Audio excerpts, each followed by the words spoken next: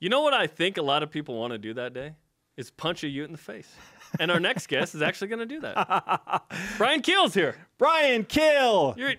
You're boxing against Utes. This is like the best thing I've ever heard. hopefully after it happens, it's still the best thing that you ever heard of. It's all legal, man. Yeah. It's all good. All legal. Violence. Yes, it's good. How did this come about? This BYU-Utah guys boxing. So there's FitCon happens. It's been happening for years. The last couple of years, FitCon I guess has partnered with Legends Boxing, and they've done. They call it an executive fight night, and they get like business executives, and they train them for 2 months, then throw them out there in the ring.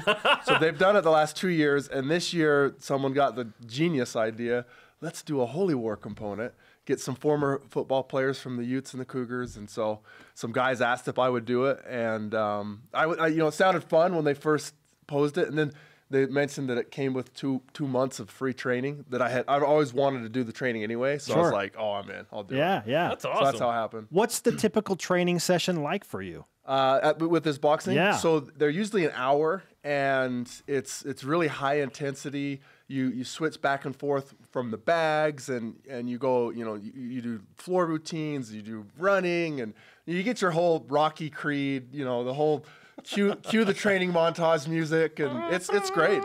When I come out of there, my shirt looks like I just jumped in a swimming pool. Wow! It is a fantastic workout. It seems like the hardest training there is. When you look at all the training. How does this training compare to playing in the NFL, playing at BYU? It's just really different. Just a different type of movement, different type of exertion, and when you throw a lot of punches with full force rapidly, it really just depletes your energy stores.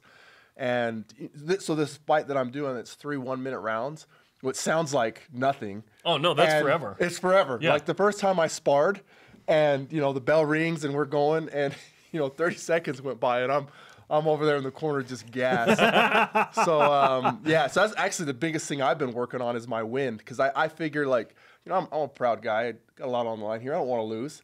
And in such a short amount of time, I'm picking up some actual boxing technique and stuff like that. But I figure the biggest competitive advantage that I can get is outlasting the guy. So that's kind of the biggest thing I've been working on. And you take on Boo Andersen, Andy Phillips against Riley Nelson. Yeah. That's fun. Hilarious. And then Sky Pove against Devontae Christopher. I don't know if that one's happened. I think Sky actually got a concussion. Oh. And so I think he had to drop out. Then.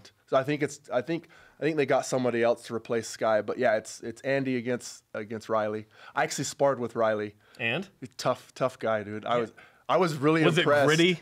He's super gritty, and it was funny because I thought there's kind of like different tempos that you do in the sparring, and each guy kind of sets the tempo, and then the other guy kind of matches what the other guy's doing, and anyway he came out a lot hotter than I thought he would want, because knowing that if he hits hard, I'm going to hit him hard. But he's Riley. He's a tough SOB. So just it was a great thing, and I think he's going to win. I think just don't touch his hair, Brian. You touch his hair. Yeah. He doesn't like that. Riley Nelson? Yeah, I never. Well, Anchorman rules, right? No touching of the hair and face, and that's it. Well, I'm good because my hair's gone, so you can rub it all you want. Yes. Bryan Kehl with us on BYU Sports Nation, former NFL and BYU linebacker standout, current boxer, getting ready for the Legends boxing event. I want to talk about your BYU football brethren, because we just discussed the linebacker position at BYU and all the success that it's had getting guys into the NFL, really going back to the early 80s. You were part of this core, this specific linebacker core. Why is it that BYU has been able to place these guys in the NFL consistently? To be honest, I really don't know. It's just one of those anomalies that just happens, and I don't know if it's just the way we recruit or how we draw certain types, demographics, but for whatever reason, we just get guys that can play at that position. And you're right. I mean, it goes back 30 years. I wish I had a better answer than I don't know, but I honestly don't. We think it deals with recruiting, just because the mentality fits BYU. The linebacker mentality fits the school. Brady Papenga said in 2015 when we played a bite that he thinks the Intermountain West has a lot of 6'2" to 6'5" guys that are 220 to 270. And I think, you know what? I don't think that's crazy. I actually think... Well, Brady is crazy, but I don't know if... the demographics of who BYU is recruiting primarily. Yeah. Church of Jesus Christ of Latter-day Saint guys. I wouldn't argue against that. Yeah. I don't know, I think his guess is as good as anybody's, and that very well might be it. And it's changing a little bit because with the Polynesian head coach, there's more Polynesian players coming just naturally. Yeah. And now Sione Takitaki is the next chapter in this. Yeah. Another outside linebacker that's going to play middle in the NFL. We've seen that with a couple of guys now. And Mel Kiper today says he's a third-round pick to the Colts. Oh, so really? He has shot up the boards. What do you I didn't know he went up that high. That's pretty news good to right? me. I knew his stock has been on the rise. He did a lot better at the combine than I expected him to do. He ran better, and obviously he's a good player. That'd be fantastic. I mean, each round that you can go higher, it just sets your whole career up. It just makes such a big difference. So, what advice would you give Sione right now, knowing what he's going through? So the biggest thing that I wish that I had done better when I first came into the league was just kind of forget what you know and just accept what they're telling you.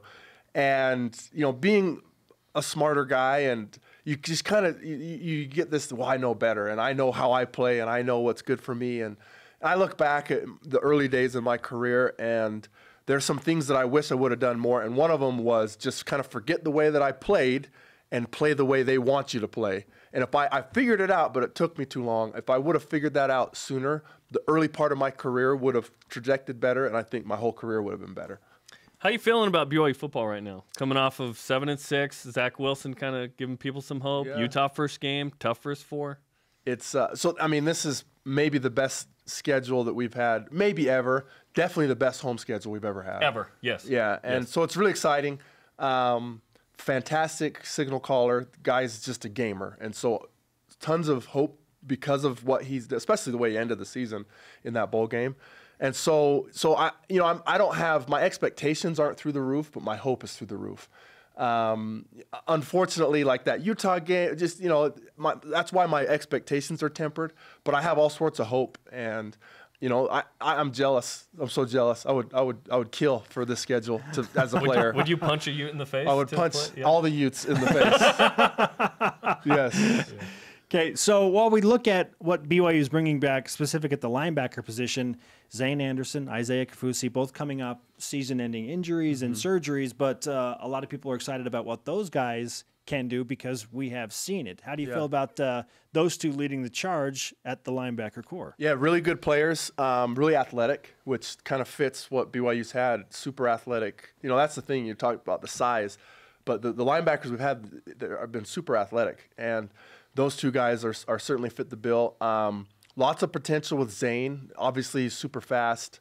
I'm not sure what his weight's at right now. I think that was one of the things that hurt him before was he's just a little undersized for position coming from safety.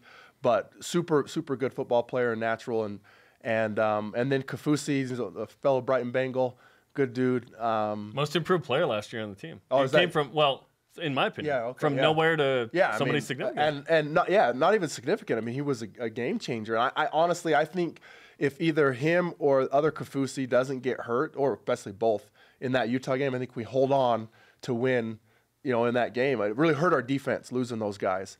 But he is a difference maker and super athletic, good player. And I think those guys are going to carry that baton that's been passed for 30 years. You've also got Chaz Ayu coming up, so some excitement there for BYU as they try and bolster that linebacker core. We asked the question to each other yesterday, if BYU started the season 1-3, but the one win was against Utah, how would you feel about that? Every BYU fan in the world would be riding on top of the mountain.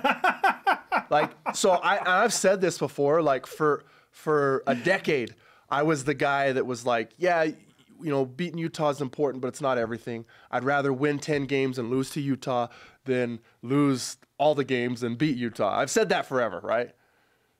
The time has changed. The streak affected you. We all have our limits. We all have our limits. And I have been pushed to the brink. This last game, this last year, and I didn't allow myself to think we were going to win, because I thought, we'll find a way to screw this up. And it wasn't until we scored again in the third quarter. 7 minutes to go. And we responded. Yes. We responded well. Up 20. And we went for it on fourth down and had a fantastic play and scored. And the ESPN game predictors was like 99% or something crazy like that, 97%.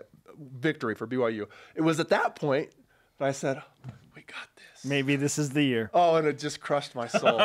So anyway, losing 8 in a row to them, like, honestly, I'm at that point now where that's all I freaking care about. We got to win that game. Okay, look into this camera and talk to the team. Which one? That one? Yes, as that if it, one as right if there. It was game day against Utah. Right. Hey, you little jokers, okay?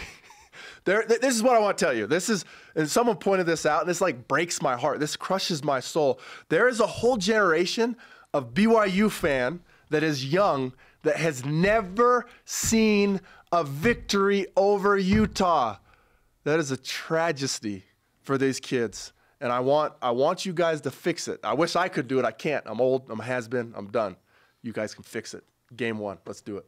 Yeah. Let's go! Let's go, baby. Let's punch you in the face. Let's go, baby. Let's do the countdown again. Let's go. Yes, Hit it. Hit it Punch again. it, Hit Chewy. it again. To the Utes. 141. Okay, I'm pumped. Yeah. What day is this boxing match again? It's Saturday. This Saturday. This Saturday at FitCon at the Salt Palace. Starts at 6 o'clock. Okay. Be there. Be square. Let's give you some karma for Okay. the Hey, You know boxing what? match. That's exactly what Riley and I have been talking to each other for 2 months now. This is going to be it. We're going to steal our mojo back, and it's Yeah. all going to start on Yes. Saturday. Awesome. Okay. Love it, Well, Brian. good luck. Thanks for coming in. Great to Thanks, talk to you, guys. man. Thanks for coming Thank in. you.